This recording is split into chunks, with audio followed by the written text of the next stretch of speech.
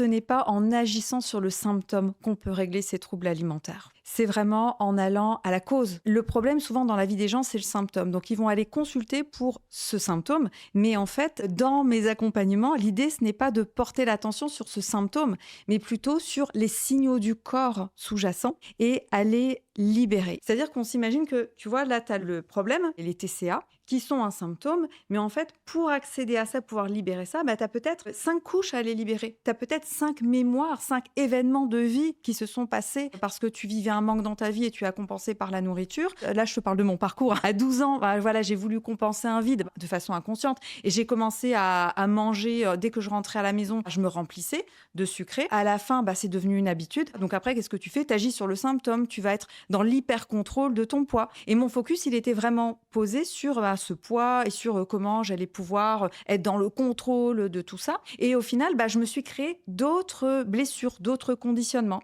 Et l'idée, pour se libérer de ces compulsions alimentaires, c'est de refaire tout le chemin inverse, de se libérer de toutes ces couches, de tous ces conditionnements qu'on a pu ancrer. Pour libérer les TCA, bah, je ne vais pas porter le focus sur les TCA, mais simplement sur les signaux du corps. Et parfois, ça peut être très surprenant de ce qui va remonter. Et donc, on va vraiment faire confiance au corps qui va nous permettre bien, de libérer une à une les couches pour pouvoir accéder à la mémoire qui a initié en fait ces premiers symptômes.